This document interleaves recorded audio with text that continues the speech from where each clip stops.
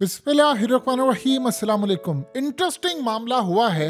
Yemen के पास इस वक्त अब तक के सबसे ज्यादा खतरनाक मिसाइल, खतरनाक हथियार और खतरनाक टेक्नोलॉजी पहुंचा दी गई है। अब बरतानिया और अमेरिका की इंटेलिजेंस एजेंसियों ने वार्निंग जारी कर दी है और अमेरिका की पूरी नेवी जो मिडिल ईस्ट में है वो मुकम्मल तौर पर हाई अलर्ट है।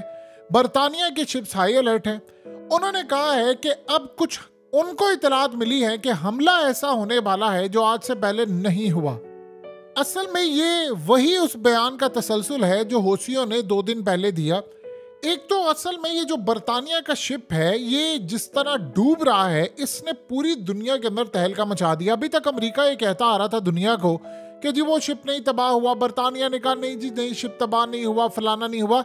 अब सारी दुनिया ने देखा है कि ये शिप डूब रहा है और डूबते हुए ना तो अमेरिका उसको बचाने के लिए आया, ना उसको बरतानिया बचाने के लिए आया और ना दुनिया की कोई और नेवी बचाने के लिए आई। तो ये सबसे बड़ी सूरत हाल थी कि कोई इनको बचाने के लिए नहीं आया और सारे इतने खौफजदा थे।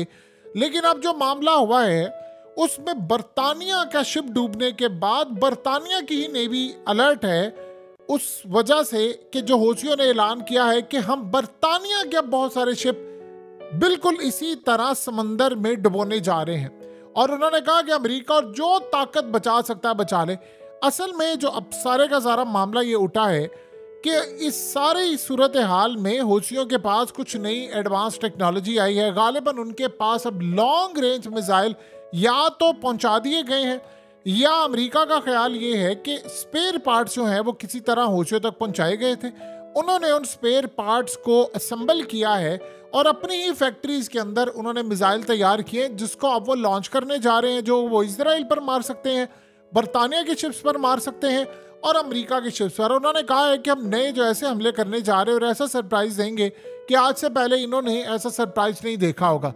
अब आप यहाँ से अंदाजा कर सकते हैं कि अमेरिका के लिए इस वक्त सूरत हाल कितनी ज्यादा खतरनाक है कि एक तरफ तो जर्मनी ने पूरी तरह यानी उनका ऐलान जंग हुआ है जब से वो ऑडियो रिलीज हुई है, उसके बाद जर्मनी और रूस की जंग बहुत बड़ी तादाद में लगने का जो अंसर है वो सामने आया है। दूसरी जानिब इसराइल आप जानते हैं कि एयर डिफेंस सिस्टम यूक्रेन को दे रहा है, वहां पर रूस ने हमले की इस वक्त तैयारी की है। यानी इस सारे मामले के अंदर ये जो सूरत हाल पैदा हो रही है वो अमेरिका के लिए किसी सूरत काबिल कबूल नहीं, वो भी जब इलेक्शन से पहले मामला है। देखिए यमन के पास इस दफा जो टेक्नोलॉजी आ रही है गालिबन कुछ ऐसी सूरत हाल देखने को मिल सकती है कि जो शिप्स वो तबाह कर रहे थे पहले होता ये था कि उनके रडार पर इनके मिसाइल नहीं आ रहे थे। अब गालिबन ये सूरत हाल पैदा हो सकती है कि ये जो सारे का सारा रडार सिस्टम है या जो अमेरिका का वो डिफेंस सिस्टम है या अर्ली वार्निंग सिस्टम है, यमन उसको हैक कर सकता है। चाहे वो हैक करे चाइना, चाहे वो हैक करे रशिया या चाहे वो हैक करे कोई और ये भी पॉसिबिलिटी है कि यमन को इतना ट्रेंड कर दिया है इन ताकतों ने। देखिए इजराइल के जो परमानेंट रिप्रेजेंटेटिव है यूनाइटेड नेशन के अंदर उसने जो बात की है उसको आप लाइटली ना लें। उस बंदे ने कहा है कि रशिया ने बर्बरियत की है, रशिया फलाना है, ये है वो है, साथ उसने ये बात की है। उसने कहा कि हौसियों की बैक के ऊपर रूस खड़ा है, तो इसीलिए अब हम यूक्रेन को अर्ली वार्निंग सिस्टम देने जा रहे हैं ताकि वो जो मिसाइल आकर रखे उसका मुकाबला करें। इसका क्या मतलब है? इसका ये मतलब है कि वो ये कह रहे हैं कि हौसियों के साथ इस वक्त रूस खड़ा हुआ है। अब असल में अगला जो टारगेट है जो अमेरिका को ये लग रहा है कि देखिए वो मिसाइल मार रहे हैं, लॉन्ग रेंज मार रहे हैं, गालिबन अब वो रेडार सिस्टम इनका पूरे का पूरा जैम भी करने जा रहे हैं और हैक भी करने जा रहे हैं। असल में हालिया उसका एक नज़ारा हमने देखने को मिला था कि जब जर्मनी ने एक मिसाइल मारा और वो जाकर सीधा अमेरिका के ड्रोन की जानिब गया। यानी ये ऐसी सूरत हाल थी कि मिसाइल भी कंट्रोल में आ चुके हैं। अब चाहे आप इसको जितना मर्जी कह लें कि चाइना इस टेक्नोलॉजी के पीछे है, वो इसको इस्तेमाल करवा रहा है या जो भी कर रहा है, ऐसी टेक्नोलॉजी अगर आप किसी को ट्रांसफर भी करते हैं तो वो पकड़ी नहीं जाती। ये असल में सबसे बड़ा डिसएडवांटेज होता है कि आपकी ये टेक्नोलॉजी पकड़ी नहीं जाती। अमेरिका को अभी तक ये नहीं पता कि यमन हो सकता है कि हम पर ईएमपी हमला कर सके। उनको सबसे ज्यादा परेशानी आप जानते हैं क्या है? उनको सबसे ज्यादा परेशानी ये है कि ये जो हमारे डिस्ट्रॉयर हैं यानी मिडिल ईस्ट के अंदर, अगर इनका सारे का सारा सिस्टम जैम कर दिया किसी भी वजह से यमन ने, चाहे वो ईरान की बैक पर हो या चाइना उनको करे या रूस करे। इजराइल तो कहता है कि रूस इनकी बैक पर खड़ा है। अगर इन्होंने इनका सारे का सारा सिस्टम जैम कर दिया तो याद रखिएगा, फिर जो मिसाइल, यानी अगर हौसियों ने मिसाइल मारा है और निशाना मारा है या उनकी रेंज ज्यादा या नई टेक्नोलॉजी है, अब ये नहीं पता, हो सकता है इनके पास हाइपरसोनिक मिसाइल हो। देखिए, हौसियों ने आज से पहले जितने ऐलानात किए वो पूरे किया। उन्होंने कहा है कि अब हम जो हमला करने जा रहे हैं वो इतना सरप्राइज कर देगा, इतना ज्यादा सरप्राइज कर देगा कि अमेरिका और बाकी ताकतें देखती रह जाएंगी। अब दो ही सूरत हाल है। लेट्स से चाइना ने जो टेक्नोलॉजी बनाई वो ईरान तक पहुंची, ईरान के पास है हाइपरसोनिक मिसाइल। अगर वो हाइपरसोनिक मिसाइल यमन के पास आ चुका है और अगर उन्होंने फायर कर दिया तो अमेरिका का बाप भी जाकर इसको नहीं रोक सकता, यानी वो डिस्ट्रॉयर गया, तबाह हो गया। और यहां पर अगर मिडिल ईस्ट में उन्होंने ये कारनामा सर अंजाम दे दिया, क्योंकि वो आवाज की रफ्तार से कई गुना ज्यादा तेज है, उसकी इतनी स्पीड है कि आप कोई डिस्ट्रॉयर उसको तबाह नहीं कर सकता। मिसाइल सिस्टम तो छोड़िए, कोई भी चीज उसको, अभी तक यमन जो मिसाइल मार रहा है वो तो छोटे छोटे मिसाइल हैं और उन्होंने इतनी तबाही मचाई है। अगर उनके पास हाइपरसोनिक मिसाइल आ गया है या सुपरसोनिक या कोई ऐसी टेक्नोलॉजी उनको पहुंचा दी गई है, और हमने हालिया देखी है बहुत सारी, ये जो अमेरिका का इतना बड़ा डिफेंस सिस्टम फेल हो रहा है, ये ऐसे थोड़ी हो रहा है। वो सारी टेक्नोलॉजी इनको दी गई है और इनको कहा गया है कि आप ये इस्तेमाल करें और आप मारे। अब अगर सोचिए, अगर उन्होंने ये मिसाइल मार दिया तो फिर तो अमेरिका की खैर नहीं। और दूसरा सिनेरियो उससे भी ज्यादा खतरनाक है। दूसरा सिनेरियो ये है कि अमेरिका ने, यानी ये जो टेक्नोलॉजी का सारा सिलसिला है, वो अमेरिका का रेडार सिस्टम और उसका सारा, यानी स्ट्राइकिंग की कैपेबिलिटी छीन ले। इससे क्या मुराद है? देखिए, इससे मुराद ये है कि अगर यमन मिसाइल के तौर पर हौसियों ने मिसाइल मारा है तो अमेरिका उसको रोक ना पाए, उसके रेडार सिस्टम एक तो डिटेक्ट ना हो। देखिए, अभी तक अमेरिका की बहुत सारी चीजें, आखिरी सिक्योरिटी की जो लेयर है वो भी खत्म हो जाए तो वो जाकर हिट करे। दूसरा, रेडार सिस्टम पर इवन के डिटेक्ट भी हो जाए, लेकिन डिटेक्ट होने के बावजूद जो इनकी स्ट्राइक की कैपेबिलिटी है, यानी इन्होंने जो मिसाइल मारना है जिसके बाद वो जाकर तबाह होगा, वो अगर इन्होंने रोक ली, जब्त कर ली या उसको जैम कर दिया, तो ये आप समझ ले इनकलाब ऐसा बर्पा होगा कि हम सारे हमले पिछले भूल जाएंगे और इस हमले को सारी जिंदगी याद रखेंगे। हौसियों ने अब तक अपने आप को प्रेजेंट किया। देखिए, सबसे बड़ी बात यह है, आप चाहे इजराइल से हम सब इख्तलाफ करते, उसके वजूद को ही नहीं हम तस्लीम करते, लेकिन इसका ये मतलब नहीं है कि इजराइल ने ये जो बात कही है उसमें कोई दमखम नहीं है। उसने कहा कि हमें पता है रूस इस सारे माहौल के पीछे है और रूस का जो मामला ईरान की बैक पर और हौसियों की बैक पर अब हमें नजर आ गया है। ये बात ठीक है।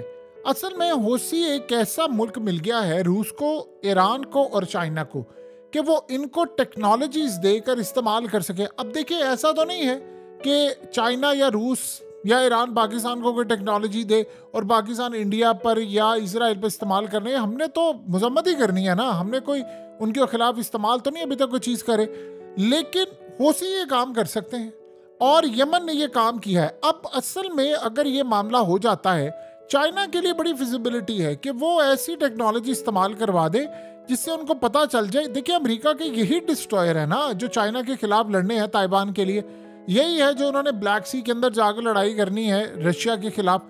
तो अगर इनको यहाँ पर जैम करने के लिए जो टेक्नोलॉजी इस्तेमाल होगी उसको इस्तेमाल करवा लिया जाए तो चाइना को कम से कम ये आइडिया हो जाएगा कि बाद में हमने अमेरिका की टेक्नोलॉजी को कैसे टेक ओवर करना है, कैसे खराब करना है, कैसे उनके खिलाफ करना है। ये सारे वो काम ऑलरेडी कर चुके हैं। लेकिन मैदान जंग में जब आप उतरते हैं तो आप किसी चीज का इस्तेमाल करते हैं, असल उसका फायदा तब होता है। तो इस दफा सूरत हाल ये पैदा हुई है कि उन्होंने कहा है कि हम ये जहाज तबाह करने जा रहे हैं। अब सोचे जरा, अमेरिका की नेवी इस वक्त हाई अलर्ट तो है, बरतानिया की नेवी इस वक्त हाई अलर्ट है, लेकिन किसी को ये नहीं पता कि हमला किस नौयत का होने वाला है, कहां से हमला होगा, किस तरह की टेक्नोलॉजी इस्तेमाल इसमें होने वाली है। इस बारे में अब तक सारे ब्लैंक है। दूसरी सूरत हाल ये है कि अमेरिका के लिए परेशान सूरत हाल सबसे ज़्यादा ये बनी हुई है कि अगर किसी ने, यानी इनके जो डिस्ट्रॉयर है वो तबाह कर दें, और ये भी मामला अगर किसी भी वजह से कि ये डिस्ट्रॉयर तबाह करने के बाद अगर तो समंदर में, देखिए जिस तरह ये बरतानिया का शिप है वो समंदर के अंदर गर्क हुआ और वो डूब रहा था, कोई उसको बचाने के लिए नहीं आया। याद रखिएगा अमेरिका को भी बचाने के लिए कोई नहीं आएगा। ऐसा तो नहीं हो सकता कि अगर कोई शिप आपने तबाह कर दिया या डिस्ट्रॉयर तबाह कर दिया, हौसियों का अब सबसे बड़ा जो निशाना होने वाला है वो अमेरिका का ये शिप है। किसी तरह उन्होंने असल में इन शिप्स को तबाह करने, देखिए उन्होंने काम ये किया, अब जो मर्जी कह ले, इसराइल में इस वक्त माल नहीं जा रहा उस लेवल पर, इसराइल की इकोनॉमी डाउन जा रही है, वहां पर महंगाई बहुत ज्यादा हो गई है, हालात वहां पर खराब हो गए हैं, इसीलिए वो इमदाद ले रहे हैं, लोग इस वक्त ज़हनी मरीज बने हैं। ये सारी सूरत हाल वहां पर हो चुकी है। आफ्टर ऑल हौसियों ने दुनिया को ये मनवा लिया ना कि हमसे बड़ी ताकत कोई नहीं है इस खित्ते की। तो इस सारे मामले के बाद अगर अगला सिनेरियो ये है कि उन्होंने तबाह करवा दिया सब कुछ, तो अमेरिका के लिए तो ये बात बड़ी परेशान कुन हो जाएगी। यानी वो कहां पर जाएंगे? अगर उनका जहाज कोई डूब गया और कोई बचाने के लिए करीब आया तो फिर क्या होगा? जैसे उन्होंने अंडर सी केबल काटी तो कोई रिपेयर करने के लिए आगे नहीं आ रहा कि भाई कोई आएगा तो वो तबाह कर देंगे। ये अब तक, यानी आप ये समझ लें कि उन्होंने शरक से पकड़ा हुआ है। देखिए चाइना इस अपॉर्चुनिटी को कभी जाया नहीं होने देगा।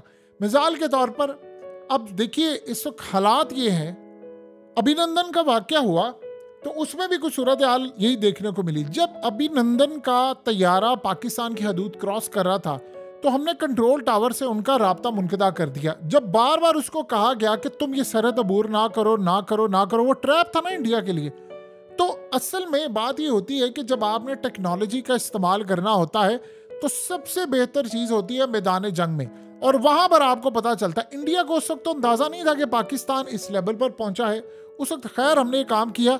यही सब कुछ हुआ अमेरिका के साथ। देखिए भारत ने उसके बाद जो टेक्नोलॉजी ली है अपनी फिजाइया की, अपनी तमाम तर दुनिया की बेहतरीन जो टेक्नोलॉजीज ली है वो ले ली है। इसमें कोई दो राय नहीं है कि इंडिया के पास इस वक्त दुनिया के खतरनाक तरीन मिसाइल, जहाज, ये टेक्नोलॉजी और ना जाने क्या कुछ है।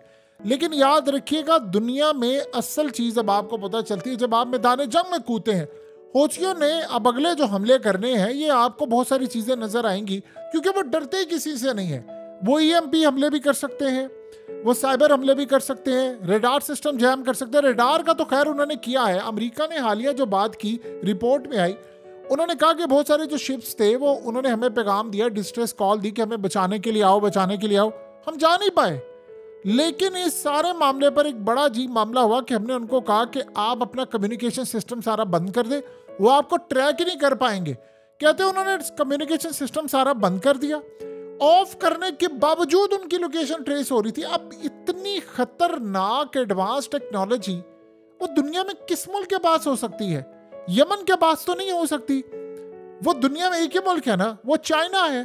तो वो अब ये इस बात को वो इकरार भी नहीं कर सकते कि चाइना मदद कर रहा है, फलाना कर रहा है। आहिस्ता आहिस्ता देखिए आज इसराइल ने कहा है कि यमन की बैक के ऊपर और हमास की बैक के ऊपर रशिया है। आफ्टर ऑल ओपनली उन्होंने बात पहली दफा कर दी और वो भी यूनाइटेड नेशन की जो असेंबली का फ्लोर है वहां पर उन्होंने बात की। तो ये जो सिनेरियो इस वक्त बिल्डअप हो रहा है उसमें उनको खतरा ये है कि बाद की टेक्नोलॉजी, हम पर हमला, हमारे डिस्ट्रॉयर को तबाह करना, अगर ये सारे का सारा मामला इसी तरह रहा तो हमें अपनी साख बचाना मुश्किल ही नहीं नामुमकिन हो जाएगा। देखिए एंड के ऊपर क्या सूरत हाल होती है कि आप जब अपनी टेक्नोलॉजी तबाह कर रहे हैं, अपने मिसाइल, अपनी चीज़ें सब कुछ तबाह करें, तो एंड के ऊपर आपके पास एक ही हल रह जाता है कि हम कोई बहुत बड़ा हमला करें। अफगानिस्तान का मामला ये था कि अमेरिका ने एंड के ऊपर जब वो बिल्कुल बेजार होना शुरू हो गए तो बार बार पीछे कहा जाता रहा हमला करो हमला करो। तो फिर इन्होंने कहा जी हम मदर ऑफ ऑल बम मार देते हैं, यानी सबसे बड़े यानी बम की माँ जिसे कहते हैं वो मारेंगे। और उसके बाद उन्होंने वहां पर मारा भी। तो फिर उसके बाद क्या हुआ? कुछ भी नहीं हुआ। यही सूरत हाल होती है जब आपको उकसा कर तपा कर आपको इस लेवल पर ले जाया जाता है कि आप कोई हमला कर दें और फिर आपके जहाज और बाकी चीजें मारी जाती हैं। अफगान तालिबान एक वक्त आने ऐसा आया था, अमेरिका ने क्यों कहा कि वो क्विट करना चाहता है? असल में उन्होंने रिपोर्ट भेजी थी पेंटागन के हमारे तमाम तर ऑफिसर्स की जो अंदर खाते तक, यानी ऐसा हुआ था कि आखिरी टाइम के ऊपर कि अफगान तालिबान को अमेरिका के अंदर CIA, फौज और उनके इवन के सियासतदान और बड़े जो इन्फ्लुएंसर हैं वो तक इंफॉर्मेशन पास कर रहे थे। ब्लैक मार्केट से उनको हथियार मिल रहे थे, उनको नाइट विजन गॉगल्स मिल रहे थे, उनको बजूका मिल रहे थे, उनको तमाम चीज़ें मिल रही थी कि आप मारे। इन्होंने उनके जहाज गिराए, उनके ड्रोन गिराए, बहुत सारी चीज़ें गिराई और फिर ये रिपोर्ट गई थी पेंटागन में कि जी अंदर से मुखबिरियां हो रही हैं। अब उनके पास इतनी एडवांस टेक्नोलॉजी आ चुकी है कि उनको पता होता है हम कहाँ पर है। वरना आप बताइए, जमीन से आप खड़े होकर तो नहीं ना मार सकते। मुल्ला माइक को मार दिया था, उनका पूरा चार्टर तैयारा उड़ा दिया था। तो फिर जब ये सूरत हाल हो जाती है तो उन्होंने असल में वो चाहते थे कि किसी तरह ये जंग खत्म हो। यही सूरत हाल यहाँ पर लागू होती है। तो करते करते मामला यहाँ तक आ गया है कि अब हौसियों ने जो हमला करना है वो आप और हम देखेंगे, और शायद दुनिया ने आज से पहले ऐसा इनके थ्रू ये हमला ना देखा हो।